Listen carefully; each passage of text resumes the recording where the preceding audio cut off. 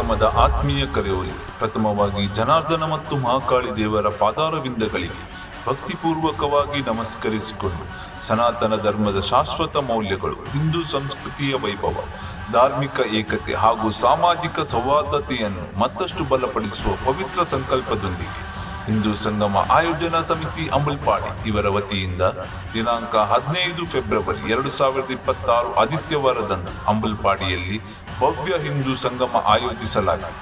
ಮಧ್ಯಾಹ್ನ 3:30 ಸರಿಯಾಗಿ ಜನಾರ್ದನ ಮತ್ತು ಮಹಾಕಾಳಿ ದೇವಸ್ಥಾನದಲ್ಲಿ ಹಿಂದೂ ಸಂಗಮದ ಭವ್ಯ ಶೋಭಾಯಾತ್ರೆ ಹೊರಡಲಿದೆ.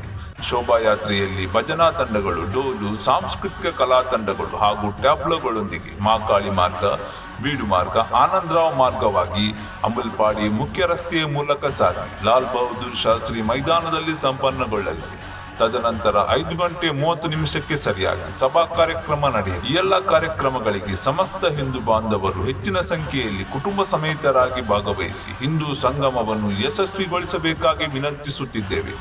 ನಮ್ಮ ಧರ್ಮ, ಸಂಸ್ಕೃತಿ ಮತ್ತು ಪರಂಪರೆಯನ್ನು ಮುಂದಿನ ಪೀಳಿಗೆಗೆ ಉಳಿಸುವ ಈ ಮಹತ್ವ ಸಂಗಮದಲ್ಲಿ ನಿಮ್ಮ ಸಕ್ರಿಯ ಭಾಗವಹಿಸುವಿಕೆಯನ್ನು ಕೋರಲಾಗಿದೆ. ಸರ್ವರಿಗೂ ಆದರದ ಸ್ವಾಗತ ಬಯಸುವ ಹಿಂದೂ ಸಂಗಮ ಆಯೋಜನಾ ಸಮಿತಿ ಅಂಬಲ್ಪಾಡಿ.